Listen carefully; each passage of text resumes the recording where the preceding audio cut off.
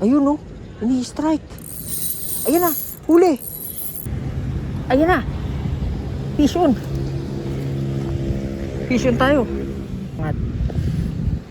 Uy.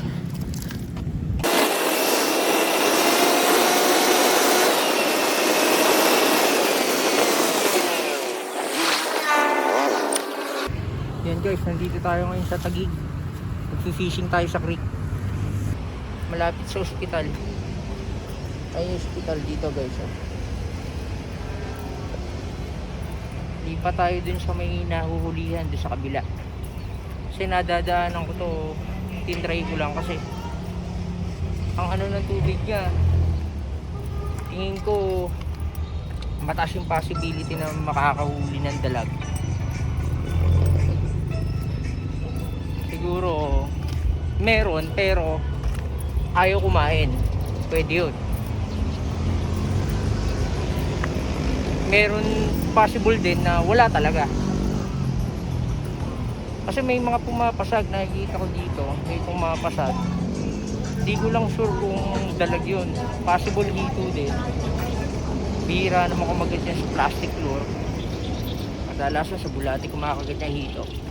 Pero dalag din kasi ang target natin. So yun, lipat tayo sa may nahuhulihan sa kabila.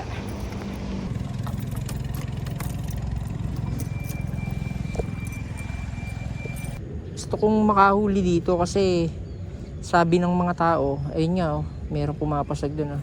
May nahuhuli talaga dito. Gusto kong makahuli dito. Na strike na ako dito pero hindi ko siya na hookset. Maliit na dalag. Yung pero try pa rin natin.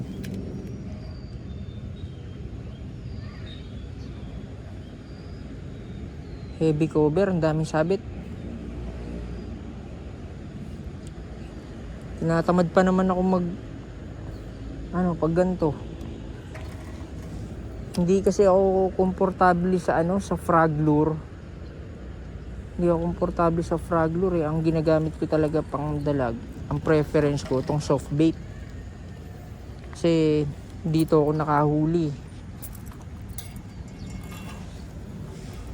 Ayan, dalas. Hindi ko lang sure kung pagkaganto. Alam ko pagkaganto nasa gitna din sila eh. Pagka walang cover, saka lang sila gumigilid. Kaya tatry natin yan dito sa gitna. Ayun oh, ini-strike. Ayan na, huli. Huli. Uy, sinabit. Ano yun? Gagi. Nakita nyo yun? Nakasabit ako. Nako. Ano kaya yun? Ini-strike.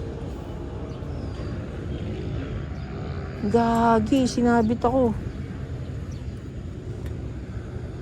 Donate na to. Grabe. Ano kaya yun? Laki. Ang laki ng strike. Tapos akala ko hindi siya tumama. Pag hila ko pumasag. Ngayon sinabit na ako. Ano kaya yun?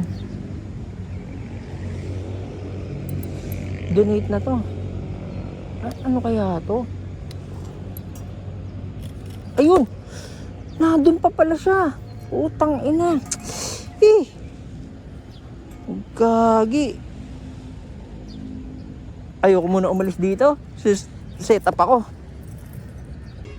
Ayun guys, hindi ko alam kung ano yung kumagat. Pero nandito pa yung leader line ko. Ayan o. Tapos eto, kung nakikita nyo, clean cut to. Ano kaya yun? Guys, balik tayo sa pinag-strike ng malaki. Ano kaya yun? Dinihila ko, kaala ko sumabit. Ang tigas na talaga. Tapos medyo umaangat-angat siya, umaangat. Biglang pumasag na naman. Ano kaya yun? Ayun oh, nandun pa yung mark oh. Hahagisan ko ulit yun. Ewan ko kung nakagat niya, siguro nahuksit yun. Ako, mukhang hindi ko na mapapakagat yun kung nasa bibig niya pa yung lure.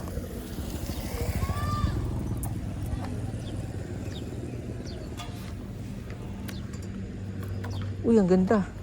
Ang ganda sa heavy cover ng ano ko.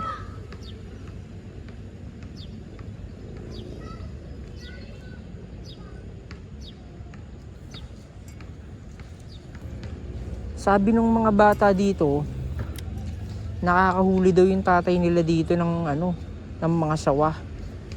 Naku, wag naman sana. Katakot yun eh. Pero ang laki nun eh, di ba? Kitang-kita kaya sa camera yun. Ayan na, sumabit na nga. Pati mga ano, basura. Talaga sa urban fishing kasama sa buhay ang basura eh. Yan, pero nililinis to ng local government. Busy lang daw yata. Pero nililinis daw guys. Kasi dati puro water lily to. Pati dun sa kaninang pinagpishingan natin, puro water lily din dun. Yan dito.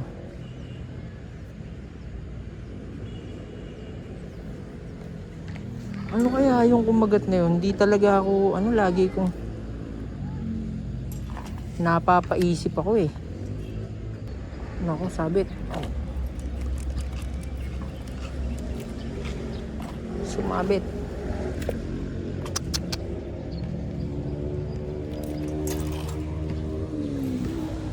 Doon po kuya. Madami. Sabit. Ano to? Pampers na naman yata itong hype na to. Yup. Pinali ko yung dating soft bait pero pinalitan ko na ng jig head. 5 grams. Para mabilis lumubog. Yun, wala na rin yung mga bata na makukulit.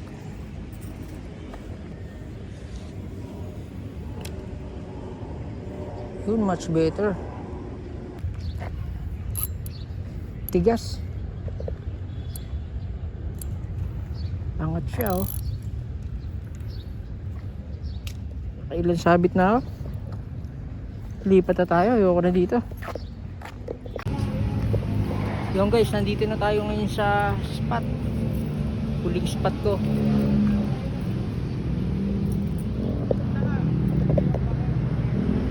Diyan tayo sa creek.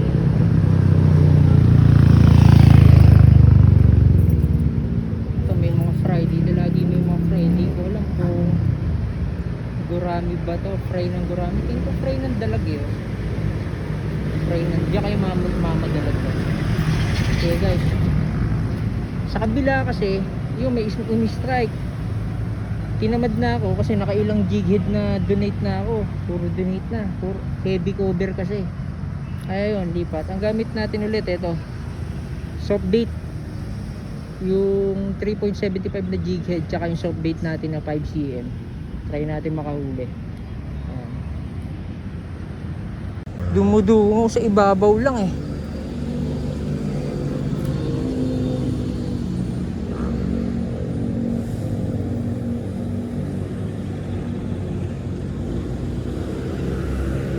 Ayan na. Uy, putang. Ay naman, in-strike niya, no?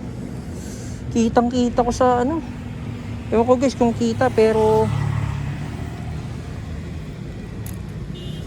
kung kita sa ano, video.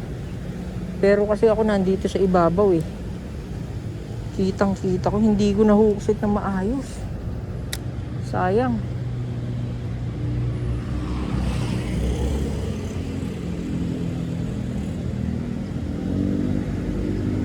Hindi nakakagat yun. Tanggal pala yung buntot oh. Sira pala yung buntot. Nakain niya. Palitan natin. Pinalitan natin ng ano, soft bait. Grabe, tanggal yung buntot eh. Unang kagat. wasak agad eh. Yun guys, sumilong muna tayo sa init. Sumabit yung jig head natin sa ilalim.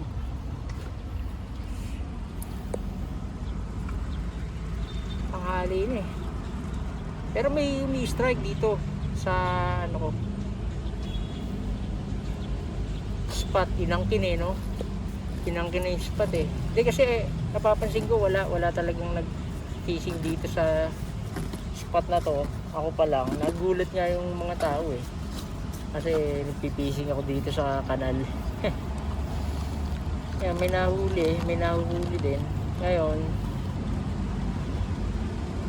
try ko pa rin mag-cast. Gamit pa rin tayo ng ano, soft bait natin. Kakadating lang kahapon. Okay, set up muna ulit ako.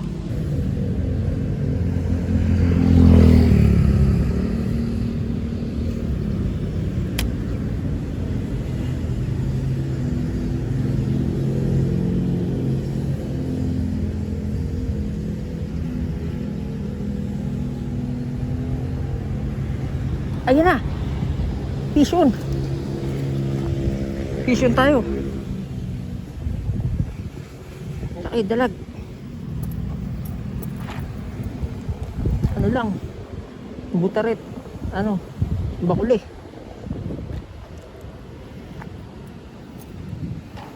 Tayo, bakuli. Hindi, medyo malaki na. Pwede na. Okay. Kahuli din tayo. Nako po. Ang lakas niya pumalag. Good size na rin.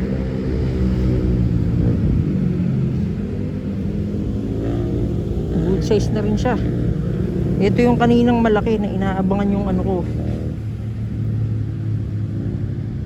Ano natin? Try natin iangat. Uy!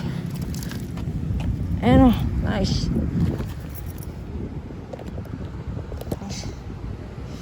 Ito yung kaninang inaabangan yung ano ko. Pwede pa rin pala yun.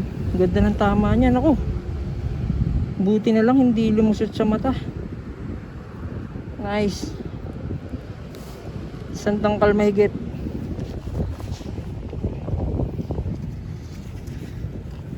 Okay. Bali, re-release din natin to guys.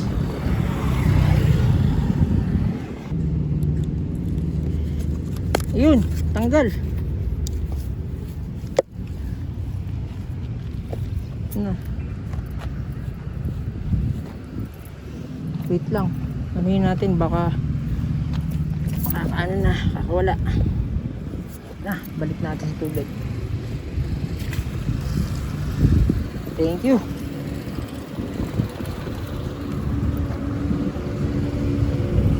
Saan kaya yung pantanggal ng hook ko? Nice, nice, nice. Hindi tayo zero.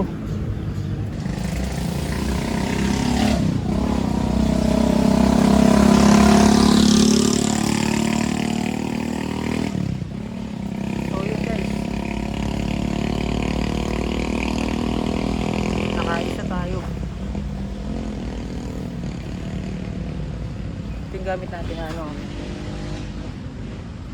1.75 grams curly tail na maliit, Shopee. Ayan, kanina pa uwi na ako eh. Ay sabi ko nagugutom na ako. Eto, sabi ko isang pasada na lang, try ko yung maliit. Nakauwi naman.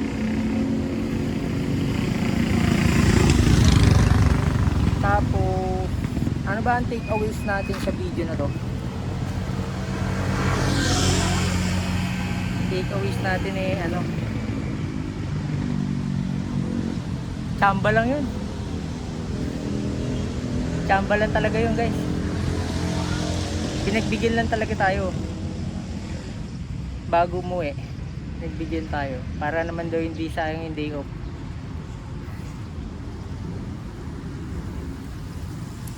So yun, pauwi na tayo.